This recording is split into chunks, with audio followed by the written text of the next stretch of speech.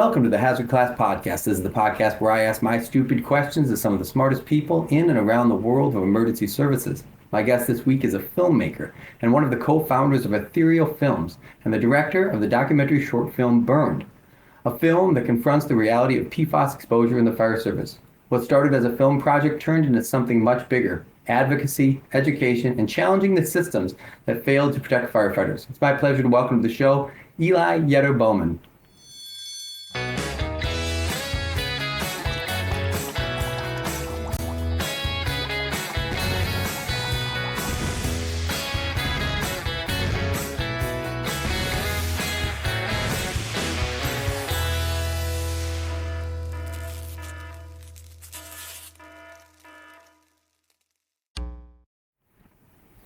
Eli, welcome.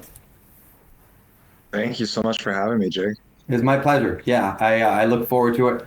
I rewatched the short film Burned again yesterday. It's wonderful. I had watched it before in the past, but prepping for this, I watched it again. Really great, really powerful. The storytelling in it is really well done, and obviously there's a hell of a story to be told in it. But you did a really great job, packaging it up. And I know that you have another long form movie coming out that we'll get into as well. But let's go back to the very beginning with this.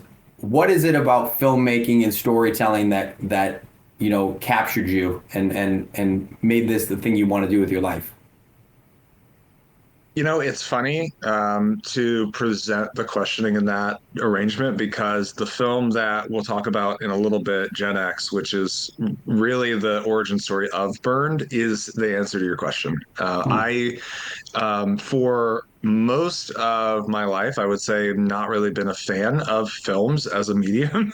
And I would say that's just because, to be honest, I'm like very much a doer. Like I would describe myself as impatient, maybe even significantly so. There's a running joke that when I was a kid, my parents would often be like, asking me to sit still is like telling the ocean to sit still. It's like not going to happen. Like it's in the laws of the universe.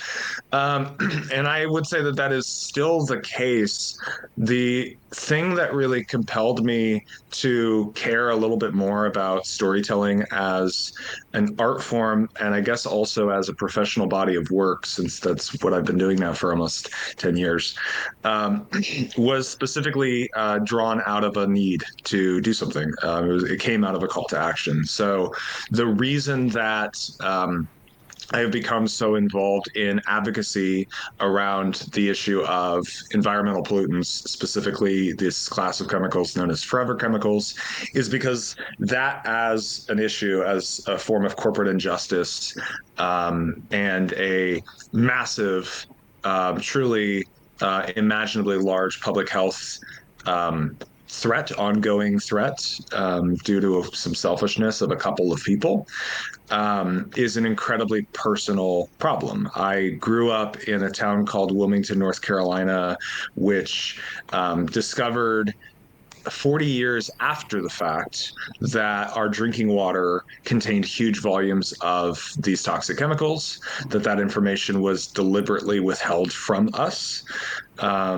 And essentially it all came down to the selfish acts of a few. And so, to make a long story short, the only reason that I have worked in this space for as long as I have is because when my town learned that we had been poisoned without our knowledge, there was a lot of confusion. There was a lot of uncertainty, both in, well, what does this mean? Like, what even is this? I don't understand this. Because conceptually, the idea that you're drinking something that's poisonous and is causing illness, like you can say those words, but it's not like a tangible thing. It's like, it's not easy for us to really picture. We're like sensory beings, right? And so the idea that there's something that you didn't really sense, you didn't taste, you didn't smell, you didn't see, we talk about places like Flint, Michigan, and there's ways in which when there's really contaminated water, it's obvious, but there are many ways that it's not obvious. In most cases, it's not obvious, and I say this working in lots of chemistry labs. Chemistry labs are so boring because everything's just, it looks like water. Mm-hmm. So it's not obvious. And so the confusion that occurred, this specifically happened about 8 years ago in 2017, when a news article was published that alerted my town. What it did is it helped visualize, it helped take this abstract concept of contamination of our water, contamination of us, and it started to create it into something that we could process and understand.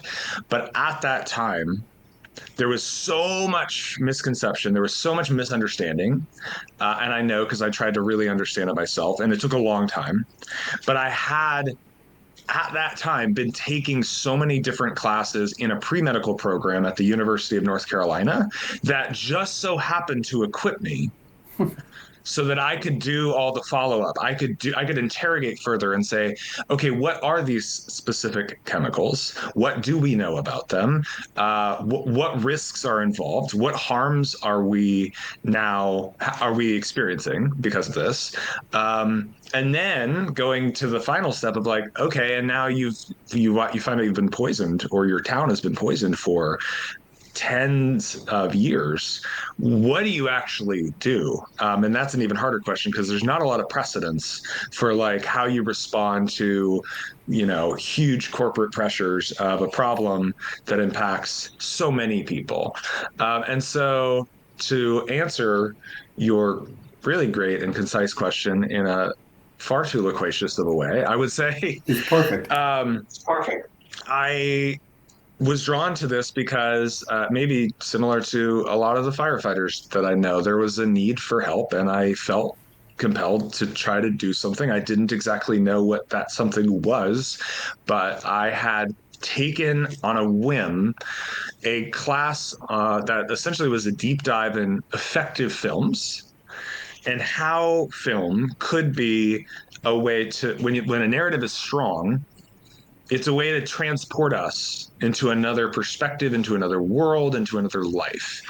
And I'm really grateful that those things all coalesced at the time that they did, because the news breaks. I've just taken this class showing me how stories can be transformational for us as people. And it came at a great time because it changed my perspective on how story can be good. I mean, basically, up until then, I guess I just wasn't watching good movies, or I needed to watch exceptional movies.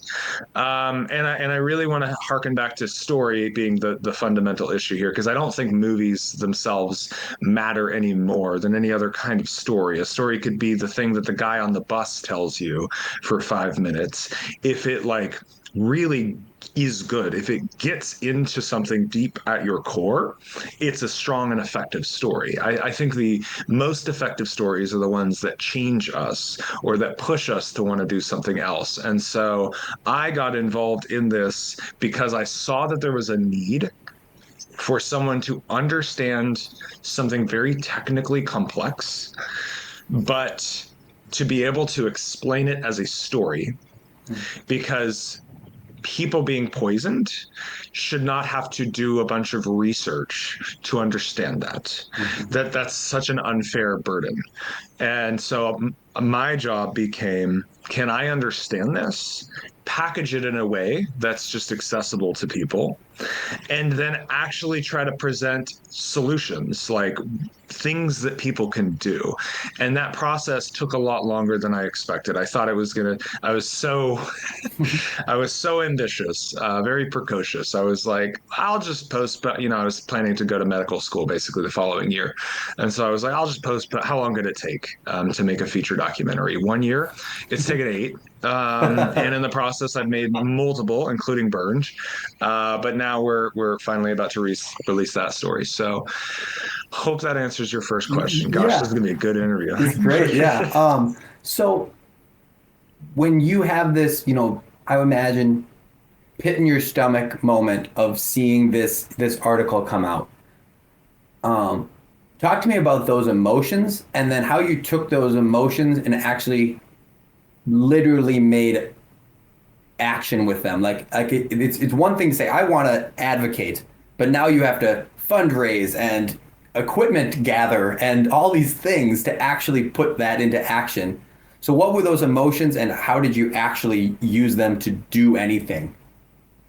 Yeah, yeah, and it's funny because I feel like now in 2026, access to equipment for filmmaking is pretty attainable. 8 years ago, that was less so the case. Like, my smartphone didn't have a great camera. So it's been an interesting change from a practical standpoint. From just the emotional side, and there's decent coverage of this too online, so I won't get too far into it. But the reason that this article stood out to me so much is the same reason that I was at UNC as a pre-medical student, which is since I was 12, let's say 11 or 12, um, my mom basically developed spontaneously, began presenting with a very rare and incurable form of autoimmune disease.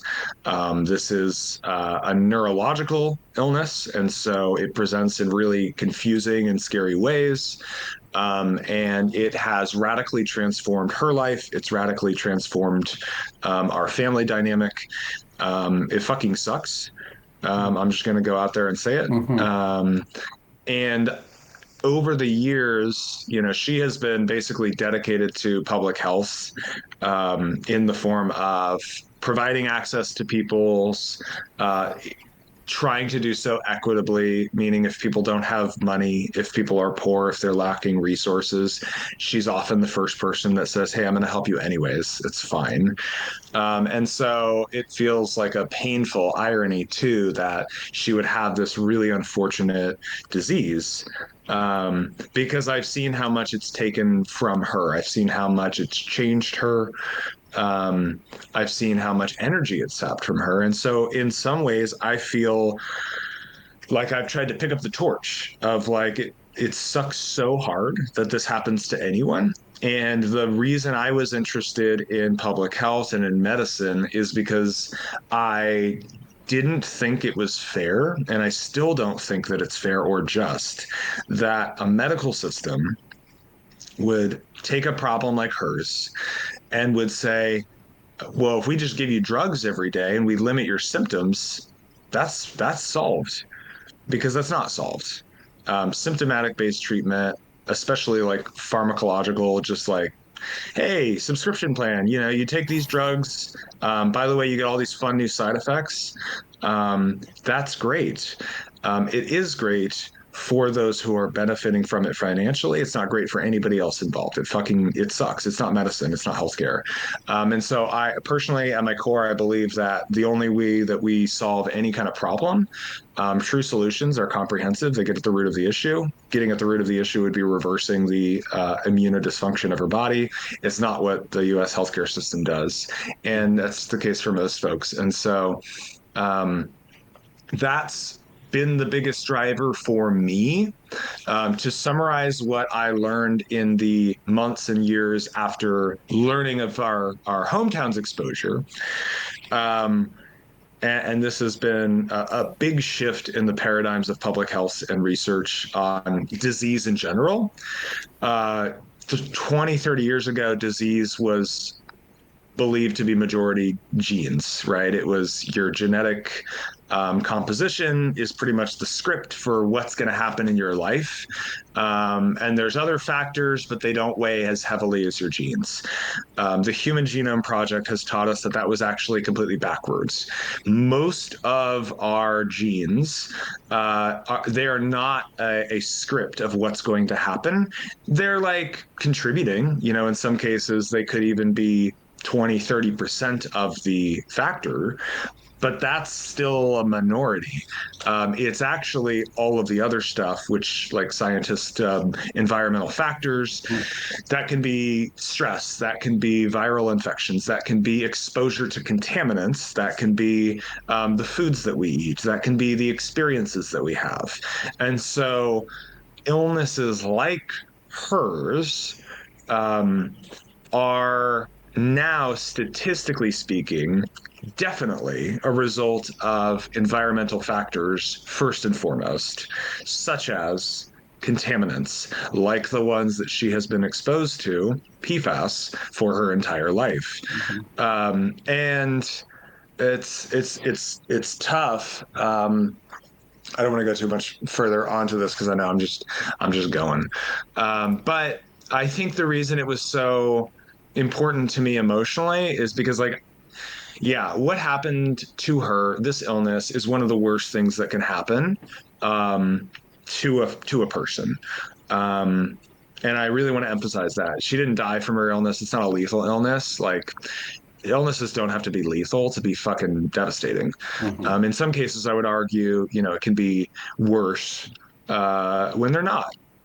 Because you're robbing someone's quality of life so heavily. At a certain point, you have to ask, like, would it be better off if things were different? Would it be better off, right? There's a certain degree of suffering that we can withstand until it's just we're not living anymore. So, anyways, I've lived that very much personally. I still live with it. My mom is alive, and she's better today, but her illness is incurable again. And so we've had to really learn how to be resilient and to adapt. And so I've been so involved in this work because I know how bad it can be for other people. And my thought is, if selfish corporations exposing us to toxic shit are literally statistically major drivers in global illness, then it is absolutely making a massive difference in public health to apply pressure to get rid of that and to stop that and to hold those people accountable. So the one thing you haven't touched on is fundraising, right? It like movies are, in my understanding, exorbitantly expensive to make. Um, Yeah. how I assume, being that this is a advocacy project, you're going to have people that want to fund it for the sake of advocacy, whether it be crowdfunding or partnerships. Has that been really the process, and especially being this an 8-year process in terms of GenX, right?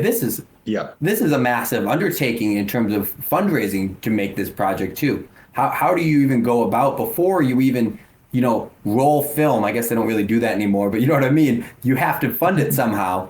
How has Yeah. that process been? Has that been a struggle?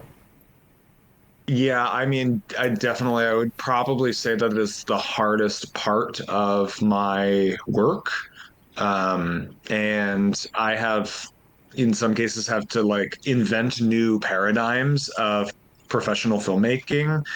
I'm based in North Carolina, so here in the South, even more so, it's harder to finance films, especially independent documentary, because it's like a niche field in a niche field in an oasis, or the opposite of that, in a desert, really, of artist support.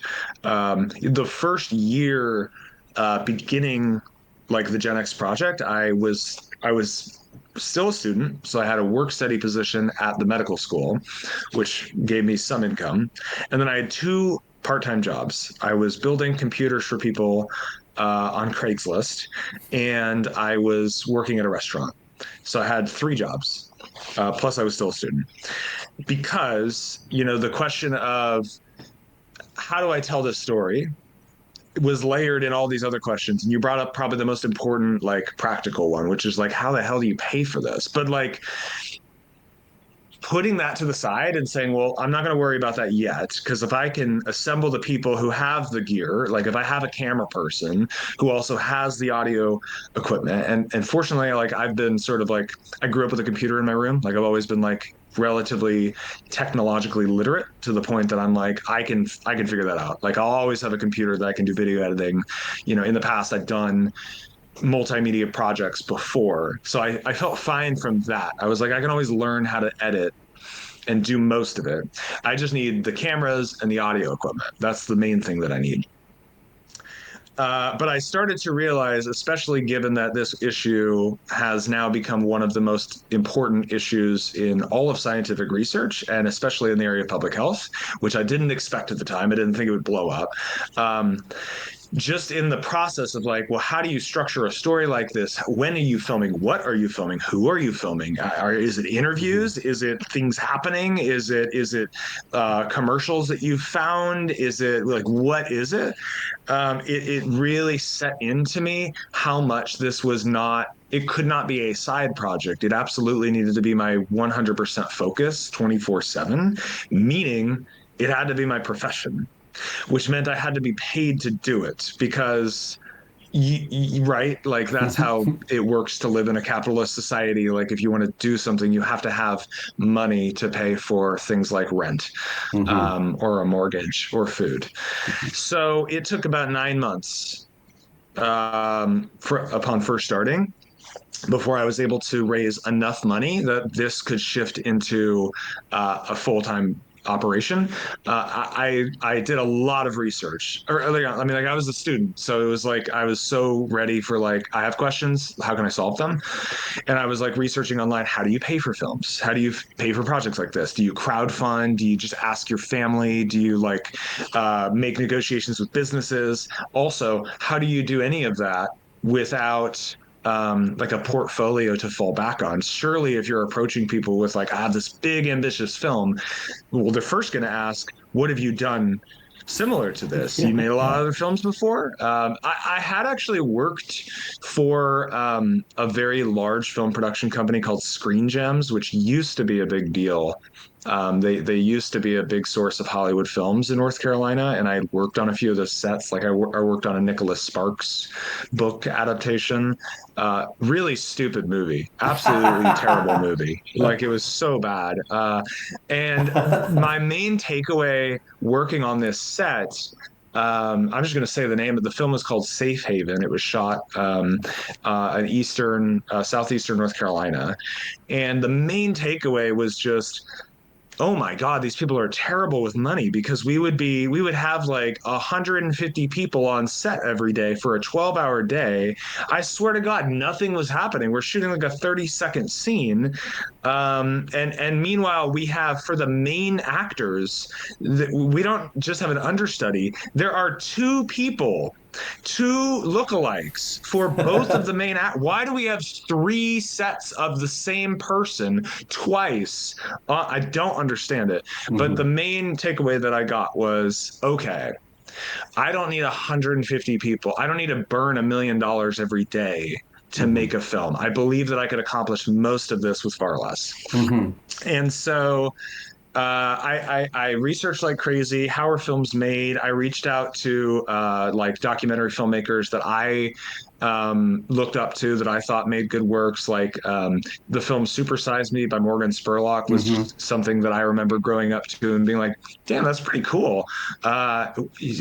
Kindly he responded to me, and we ended up having like a nice mentorship talk. Um, but the long and short of it is, there's almost no good financing for independent documentary. There's some financing for independent film, but that looks like investors, which is funny because I'll just tell you, the idea of investing for a return on your capital in a film is just dumb. It's just not. It doesn't happen.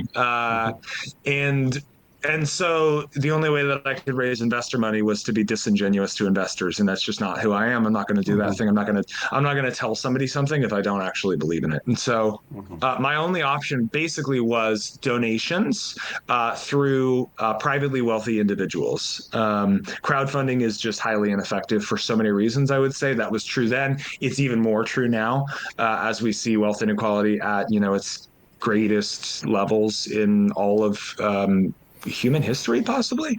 And so basically exploring what options existed, I was like, the only way this is going to work is if I find some wealthy people and I convince them that this has merits and this needs to happen. And so I started reaching out to tons and tons and tons of people, and I think I was rejected over 100 times, which really started to get at my spirits and my energy. And I actually shifted into being so, like, I was convinced it was never going to happen. And so my mentality shifted from I'm so invested in the outcome of this to like, I don't care. You're going to say no anyways, man. Whatever. Just get to it. And it's funny because as soon as I let go of my investment in the outcome, I met this person who was like, hey, I think this is really interesting. Could you describe to me more in detail, like exactly what your plan is? And I wrote out essentially a summary of the story. And she was like, wow, fascinating. Okay. And who would you be interviewing to do this? Who would your experts be? And I wrote out sort of like an overview of the experts that I plan to interrogate. She was like, this is really fascinating. Come and have lunch at my house. And I went to this very like pretty fancy home. Not gonna lie, it made me uncomfortable to be at this place because I'm like, oh geez, I don't want you to see what kind of car I drove to get here. And we have lunch, and I have no expectations because I've been told no so many times. And I'm like, I don't care. I'm just gonna make this is who I am. If I commit to something, I'm gonna do it. And if I can't get the money to do it, I'm still gonna do it. And I walked away from that conversation after 2 hours with an extra $20,000, and it was enough money that at the time, it was the most money I had seen in one place. And so I was like, oh, I can at least quit the restaurant. And at that point, I saw that there was potential. I saw that if I could invest in that skill set of essentially nonprofit fundraising, that was ultimately the skill set that I had to cultivate and develop. If I could do that, then the project could happen. And so that was what happened moving forward. I quit all of my jobs and said I have enough capital to start and to focus. And so then it was balancing becoming a documentary filmmaker, activist with being a nonprofit fundraiser. And now I've hybridized a little bit more. But yeah, no, it's incredibly hard. It makes me sad because I'm a mentor for filmmakers in the American South. That there's such an uphill battle for independent creation and work. I think that I've learned a lot on how that can change, but yeah, even now, like we're about to be launching a big global outreach campaign. Part of that is going to be doing some more fundraising so that we have like a pool of funds so that we don't have to essentially demand payment to host events. Because if we want to host events in lots of places, plenty of places can't afford to put on an event. And events cost money, right? Like all labor is valuable. Events take labor. And so by definition, they cost money. And now learning how to do this and working so hard on it, and this is an issue really that is universally shared amongst people. I want to be fair in how we release it. I don't want to just host events where, places that have the resources. So, So that brings me to the next one, which is, and we will touch on Burn, but I want to hit on GenX because you say an 8-year filmmaking process. How does it take 8 years to make a film? What is it about the process that takes so long? we can blame Burned for that a little bit, actually, because and I'll be sure once we have the film available for like private review, I'll be happy to send you a copy of Oh, that'd be GenX great. to see, which will answer the question. Burned was originally like a key part of the GenX film. Like originally, the story of GenX was sort of going to end with what became Burned, which was, for anyone listening who doesn't know, the reveal that turnout-gear or bunker gear has contained high amounts of toxic PFAS or forever chemicals in it for many, many decades, and that information was hidden from firefighters for a very long time due to bad actors involved with the NFPA. So that, in part, Gen X took so long because we in trying to deliberate how are we going to share that information, because it wasn't obvious to us when we learned about it, when the studies were done, because we were working with Graham and with Diane for a very long time. And as discoveries came out of like, yes, 100% this shit's in here. Oh, wow, it's in here at really high amounts. Oh, it's at amounts higher than we ever thought possible. And, this class of chemicals, it's just like every year there's like new illnesses that we're finding are Mhm. associated with this. Um, the whole time it just felt like, yeah, but surely we're not the only people that know this. Like, surely there are other institutions or entities that do public safety or education who are telling firefighters this. The reason that we did burned was us really coming to terms with the fact that there wasn't anyone else, the fact that no one else was actually going to tell firefighters. The fact, I mean, I remember maybe 4 months prior to, because burned happened really fast. Like it was once we finally reconciled, like, holy shit, there's like just in the US, like 1.2 million active firefighters who are currently wearing this stuff, being exposed to this stuff on a daily basis. We know, because we've been working on this for so many years, that this is like some of the most dangerous stuff, some of the most dangerous chemicals that people can be exposed to, and firefighters are still just wearing it and no one's telling them because there's been so much intentional misinformation, that we very quickly, because the Ed Kelly, the new president of the IAFF, was like, we want to switch this around, we want to change things, um, because of all these like factors coming in, we were like, okay, GenX just has to go on a pause Mhm. because this is too like urgent of an issue, and it's an issue that needs dedicated focus. And because Ed Kelly and his administration was so interested in like dealing with this, they essentially said like, we need your help. We need the help of storytellers to Mhm. convey this. We need science communication.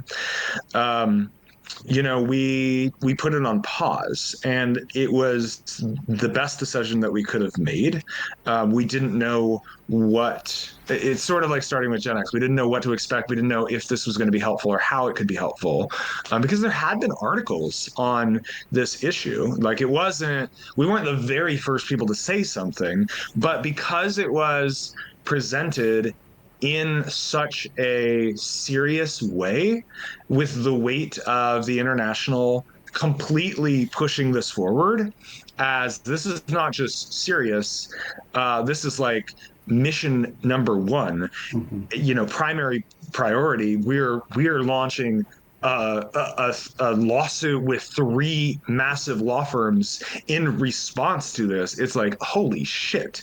Mhm. um, that is exactly the gravity that needed to come behind this. And we didn't know any of this when we signed up for it. So, um, incredibly happy with, you know, how this all shook out. We were blown away by the response and the desire to then build upon that. I mean, it truly became a campaign all of on its own. We ended up facilitating over 1,500 different in-person events that were similar to the release of the film, um, and we saw huge waves of change because of that.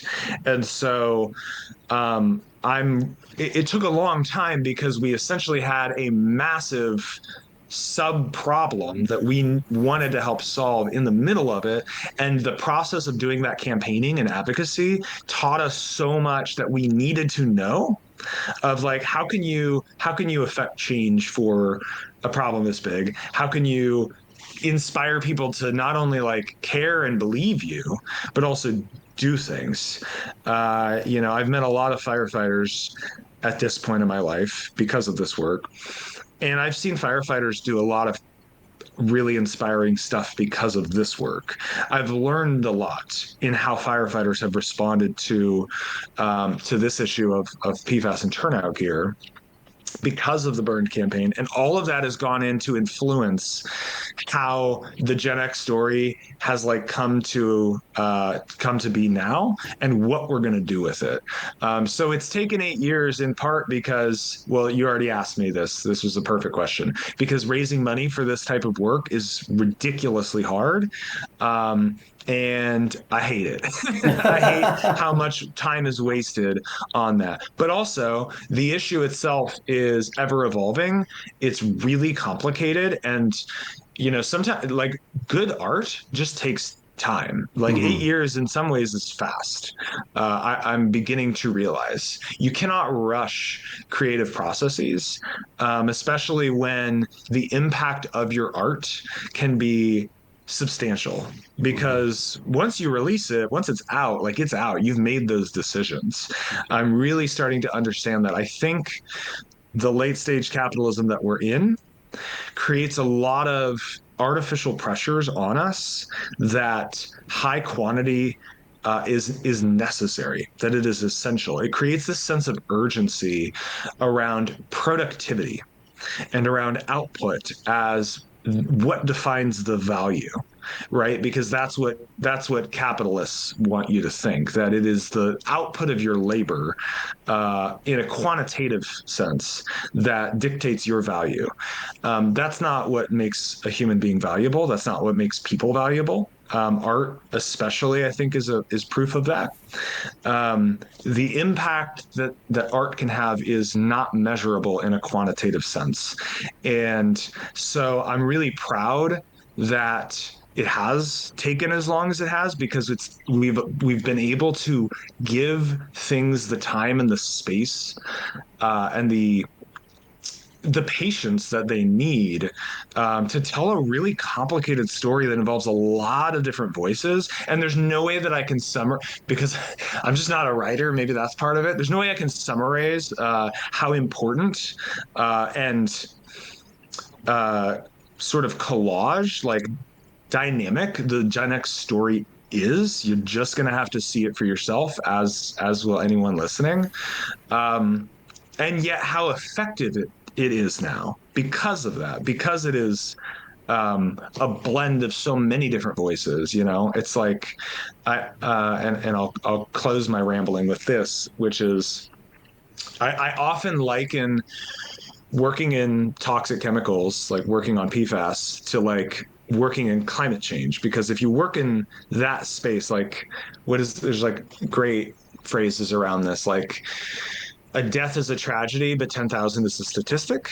Hmm. We as human beings don't process large scale problems the same way that we process like local or personal problems. You break your arm, you feel that immediately. You see a car accident, that's a tragedy that you've witnessed. But Hmm. a tsunami hitting someplace, we don't actually have an easy way of processing the impact of that. And so working in PFAS as a universally shared problem, because there's no human being who is safe from this class of chemicals, is super hard. Because how do you humanize it? How do you bring it back down to earth? And we did that. I learned that last week. I was approached by so many people afterwards who were touched, who were moved, who were compelled, and so I'm really glad that it's taken as long as it has, because it's a much better story for that.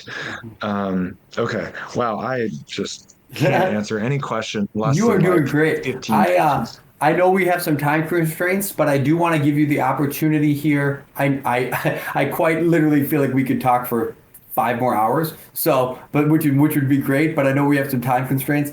Um, Give the people listening some resources that they can find out more information about it, where they can track it, where they can find out about releases and events and stuff like that. Yes, absolutely. Thank you, Jake. And I would say, I'd be happy to, if there's ever follow-ups, I'd be happy to have another conversation too. For sure. We've had a lot to process recently, so there's just, it's helpful to externalize. But to keep it simple with GenX, our plan right now is strictly to release this film through live in-person events only. There are a lot of reasons why we're going to do that. In short, I think it's the most effective way for storytelling. to be meaningful to people. I think that we're in an overwhelmingly digital age that devalues our experiences, and it devalues art. And I think I'm excited because we're planning to bring this story to basically every corner of the globe. You know, we did 1,500 screenings for Burned. We're hoping to do significantly more than that for GenX. So super easy to follow along, to sign up for the newsletter, genxthefilm.org. Incredibly straightforward, incredibly simple. That'll pull you into our newsletter, which will be sharing information of how to request screenings, how to host screenings of the film, how to get involved with this. I think this will be an unbelievably valuable film for firefighters, especially part of how we're doing the release, because there's still a lot of pressing issues for fire departments pertaining to these chemicals, pertaining to, I mean, the fact that most turnout gear still that the fire departments are using is saturated in PFAS. How can you get rid of that? How can you replace it? How can you ensure that your municipality is not financially covering that cost? Because it shouldn't be on them to pay.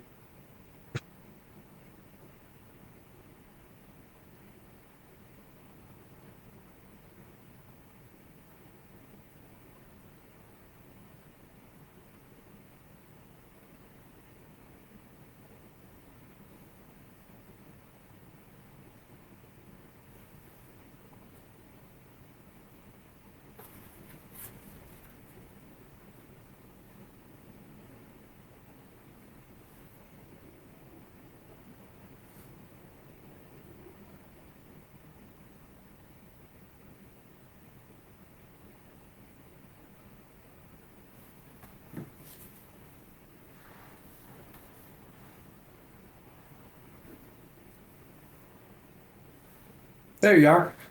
We almost We made came it. back. That's We right. almost made it. Yeah, just wrap that thought up and I'll let you go. I feel bad. I'm almost at your time cut. No, it's all good. It's all good. I have no idea where I cut off because the You, laptop just completely died on me. But you cut off at you were saying that it's unfair to fire departments to be financing the purchase of, PFAS laden gear, basically. yes, exactly. I think that there's still multiple steps to solving this issue for firefighters. One, I mean, the exposure that folks have been facing now for so many years, like that's still an ongoing threat. Just because we replace, even if all the departments swap gear, like every firefighter's been soaking this shit up, and that means that their rates of illness are going to be higher. The likelihood is going to be higher. And so with the burn campaign, what I still advise, I grew up drinking this stuff for most of my life. So I'm at a higher risk, and I even live with an illness that's linked to these chemicals. So I really push on proactive health screenings. I know that's something that most firefighters are already on top of anyways, because the occupation puts you at risk. But again, part of how we plan to do our tour with this is we want this to be an effective tool in the toolkit for departments to organize around their needs. I'll give one specific example of this, and then I'll wrap up from there. I know for a fact that the New Hanover County Fire Department, that's the town that I grew up in. They had organized an event with their county commissioners with the Burned film, specifically saying, will the county pay moving forward to replace all of our turnout gear with non-toxic replacements? And will you pay for proactive health screenings for all first responders? And what they did is they put together this meeting of the county commissioners. They screened our film Burned and said, this is our proposal moving forward based on this information. And they immediately got unanimous approval.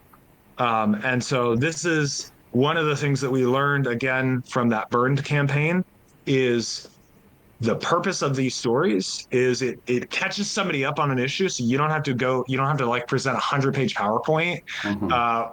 in which usually people get tired, right? Because none of us process PowerPoints that well.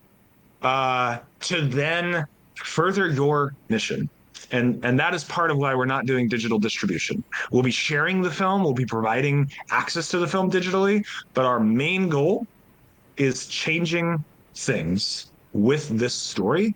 And so we're only permitting in-person lived experiences to affect change. So again, I'll just mention genxthefilm.org is the best place to sign up for the newsletter. You can also sign up on our website, etherealfilms.org. We have a Substack, which is how we circulate all of our information. Everything is very publicly disclosed. There's really, I'm fully transparent with all of this stuff. We aim to work with a number of different nonprofits and hopefully the international again. I'll be speaking with them later this week in terms of, again, how can this be beneficial moving forward? The reason I work on this stuff, the reason I work on these stories, at the end of the day, it's because I'm an advocate for change. I know that stories can change things. The value of a story is how it can reach in to these deep internal parts of people and get them to do things that they would not otherwise.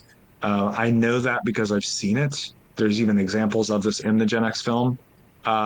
And I'm excited to give this out to the world because I don't know everyone. I don't know every mission that needs to be solved with this. There's a whole lot of shit that needs to happen. I'm just one person.